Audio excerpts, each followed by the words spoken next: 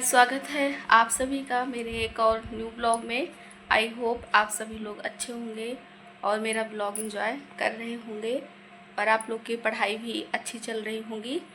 और डीएलएड जैसे कि आ चुका है एग्ज़ाम डेट सेकेंड और फोर्थ सेमेस्टर का, तो आप लोग की तैयारी बढ़िया चल रही होंगी।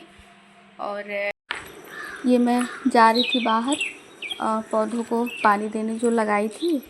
बहुत दिन हो गया बेचारे सूख जा रहे थे, पानी नहीं डाल पा रही थी मैं।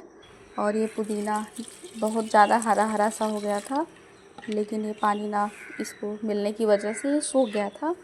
तो ये सोचे पानी दे दें इसको, और अब से मैं सुबह ही डाल दिया करूँगी, नहीं तो सूख जाएगा ये। और गर्मी में पुदीना अच्छा होता है। तो ये पत्तियाँ भी इसकी झड़ गई हैं। फ्रेंड्स, ये शाम का वीडियो है और सुबह से वही हम वीडियो स्टार्ट कर दिए थे, फिर नहीं हो पाया था कंटिन्यू, और दोपहर में भी नहीं हो पाया। और तबीयत मतलब जैसे जब उल्टी हो जाती है दस्त, और 2 दिन ना खाओ। कल मैं पूरा दिन कुछ नहीं खाई थी, रात को भी नहीं खाई थी, आज यही दोपहर के बाद खाई हूँ।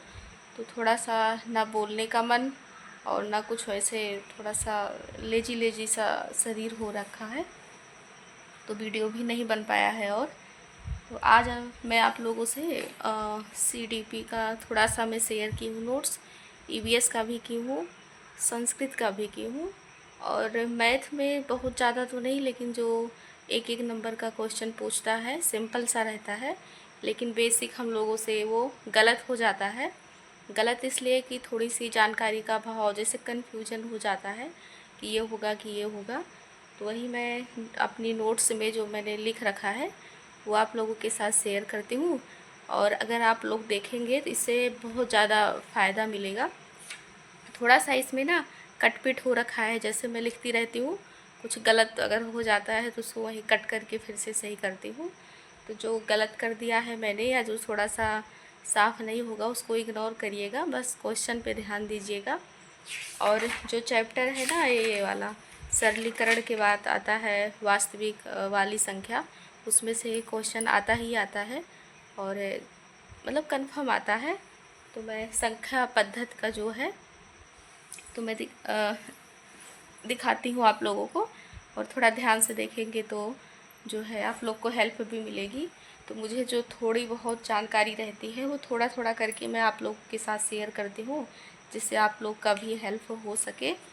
तो दिखाते हैं बैक कैमरे से।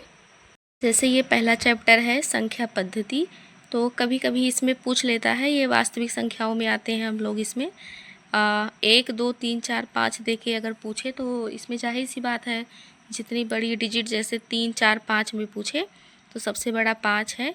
लेकिन अगर माइनस में जाएंगे तो माइनस अगर लगा रहेगा तो जो सबसे छोटी माइनस संख्या रहेगी वो सबसे बड़ी हो जाएगी, क्योंकि ये ज़्यादा से कम की तरफ संख्याएं बढ़ती हैं और इधर से इधर घटती हैं। तो जैसे 2 3 4 5 में से पूछेगा तो आप क्लियर बता देंगे कि 5 सबसे बड़ी संख्या है, लेकिन माइनस वाले में सबसे छोटी वाली संख्या बड़ी हो जाएगी, एक ये हो गया।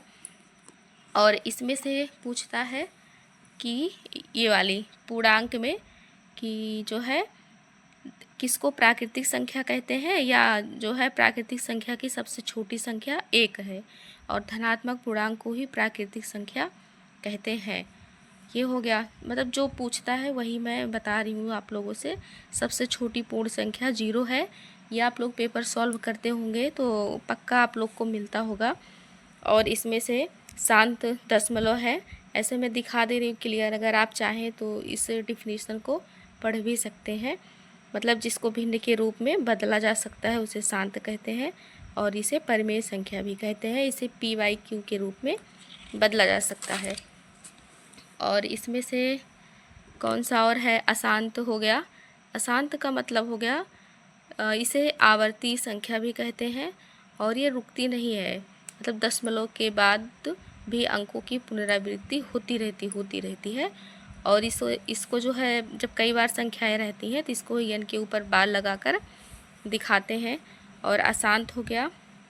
और इसमें पूछता है कभी कभी अंतर गुणज और गुणनखंड।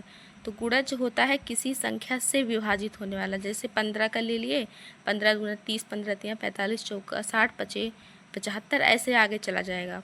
और गुणनखंड में हो जाएगा किसी संख्या को, इसमें से इसमें को।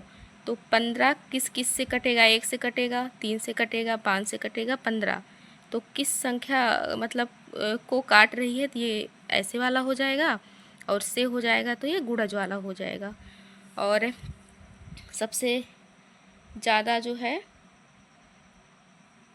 एक और है कि ऐसे संख्याएं जिनके केवल 2 गुणनखंड हैं। तो पहला होगा 1, दूसरा होगा स्वयं संख्या। मतलब कि जैसे 3 दे रखा है तो 1 और 3 हो जाएगा। अगर आप लोग पढ़े होंगे तो समझ में आ रहा होगा, अगर नहीं भी तो ये डिफिनीशन है ना, इसको पढ़ लेंगे, आ जाएगा। और इसमें से पूछता है कि 1 से 50 तक की अभाज्य संख्याएं कितनी है, तो 15। ये पूछता ही, ये लगभग टेस्ट में मिल ही जाता है। 1 से 100 में 25, 1 से 200 में 46, और 1 से 1000 के बीच में 168। और 1 से 15 जो संख्याएं हैं अभाज्य, ये मैंने लिख रखी है यहाँ पे, इसको भी आप देख सकते हैं। और ये ट्रिक है कि अगर संख्या के बीच में अभाज्य संख्या पूछे तो कैसे निकालेंगे। ये 44, 22, 32, 23, 21, ये डिजिट याद करना पड़ेगा। तो पहले वाले 4 पे 1 से 10 संख्या के बीच अभाज्य संख्या, दूसरे पे 10 के बीच 20, और 2 पे 20 से 30, और इस वाले पे 30 से 40, इस पे 40 से 50, इस पे 50 से 60, और इस पे 60 से 70, इस पे 70 से 80, और इस वाले पे 80 से 90, इस पे 90 से 100। अब पूछता कैसे है, जैसे कि 10 से लेकर 20 तक कितनी अभाज्य संख्याएं हैं। तो 10 मतलब 1 से 10 तक यहाँ है, और 10 से लेकर 20 तक पूछा है टोटल, तो 20 यहाँ तक पूछा है ना, तो मतलब हो जाएंगी 8। समझे ना, जिसके बीच में पूछे, जहाँ से लेकर जहाँ तक पूछे, हो जाएंगी 8। ऐसे पूछ ले 20 से लेके 50 तक, तो 20 यहाँ है, यहाँ शुरू करिए 20 से लेकर ना, और तो 20 से लेकर यहाँ से शुरू होगा, 20 से लेकर तो हो जाएगा 50। 50 कहाँ है, यहाँ है, 20 से लेकर 50 तक। 10 से लेकर 20 यहाँ हो गया, 20 से लेकर 50 तक यहाँ हो गया। तो ऐसे 2, 2, 4, 4, 3, 7। और ये वाला भी पूछता है अभाज्य युग्म संख्या। युग्म संख्या अगर पूछे तो अंतर, जो भी संख्या दे रहे उसमें अंतर 2 अगर आ रहा हो तो आप जान जाइएगा कि अभाज्य युग्म है। जैसे 5 और 2 का अंतर, 5 और 7 का अंतर 2, 3 और 5 का 2, 11, 13 का अंतर 2, मतलब घटाएंगे तो 2 आएगा ना। 19 में से 17 घटाएंगे 2। अगर 4 डिजिट दी रहे पेपर में और पूछे कौन सा अभाज्य युग्म है, तो घटा लीजिएगा, जिसमें 2 आए वही अभाज्य युग्म हो जाएगा। और सह अभाज्य संख्याएं जिसका HCF 1 हो, मतलब LCM मतलब होता है जिसको लासा कहते हैं, HCF मतलब जिसको हम लोग पहले बचपन में मासा कहते थे, जिसका मतलब मासा 1 होगा। जैसे इसमें कोई भी संख्या नहीं है जो मिलेगी, 4 का 1 और 4 से कटेगा, 3 भी कटेगा 1 और 3 से, तो इसका मासा 1 होगा, यानी कि जिसको HCF कहते हैं। ये हो गया। और इसमें इतना ही बोलने में थक गए, मतलब बोला ही नहीं जा रहा है। बाइनरी संख्या में बदलने के लिए कहे तो ऐसे 2 2 से भाग कराएंगे, 2 से ही कराएंगे, 3 से नहीं कराएंगे कभी भी, 2 से कराएंगे। जितना शेषफल आएगा इसको साइड में लिखेंगे, जैसे 2 तिहाई 6, 2 सत 14, यहाँ नहीं लिखेंगे, इसी के बगल में लिखते चले आएंगे सारा, और 2 से भाग कराएंगे। फिर नीचे लाइन से ऐसे एरो बनाएंगे, मतलब हमको यहाँ से संख्याएं लिखना शुरू करनी है। जैसे पहले 1 था, 1, 1 के बाद 00, 00, ऐसे इधर से लिखना है, और इस सब का रूट स्क्वायर 2 लगा देना है। ऐसे हो जाएगा बाइनरी संख्या। और अब यहाँ पे दे दिया गया कि दशमलव में बदलो, तो दशमलव में भी बदलने के लिए बहुत ही सिंपल है। इसको एक बता देते हैं, फिर आगे वीडियो में बताएंगे, क्योंकि अब ऐसे ज़्यादा बोल नहीं पा रहे हैं। ऐसे दे रखा हो तो सारी संख्याओं को ऐसे लिख लीजिए। तो स्टार्टिंग करेंगे 2 की पावर, जैसे 2 से काटा था वैसे 2 की ही पावर, 2 का ही लगाएंगे सब में, 2 से ही स्टार्ट करेंगे संख्या। देखिए ना 2 2 सब में है।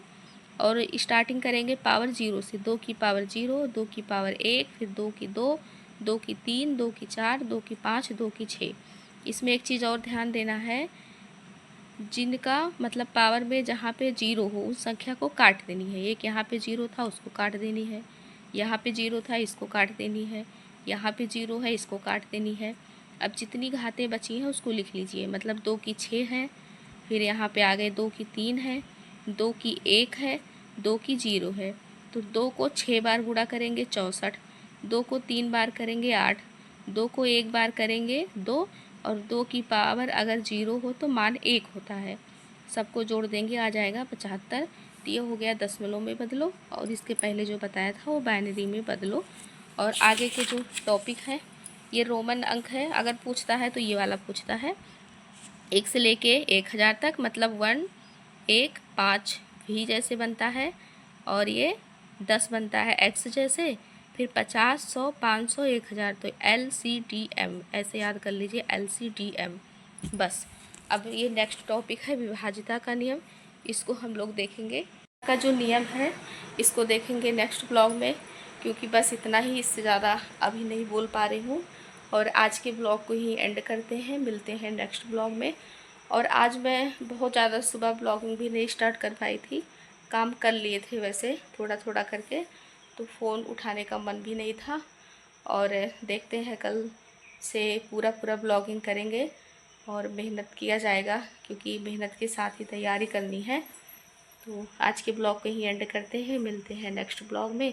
तब तक के लिए टेक केयर, बाय बाय। और हाँ, आप लोगों को शायद मेरी नोट्स से थोड़ी हेल्प मिले तो उसके लिए मुझे बहुत अच्छा लगेगा, और मैं ऐसे थोड़ी थोड़ी चीज़ें आप लोगों के साथ शेयर करती रहूँगी। जो भी मैं पढ़ती रहूँगी, थोड़ा ही सही पर ज़रूर करूँगी मैं। और अगर आप लोग की हेल्प होती है तो मुझे बहुत ही अच्छा लगेगा। और अब ब्लॉग को एंड करते हैं, मिलते हैं कल नेक्स्ट ब्लॉग में। तब तक के लिए बाय बाय।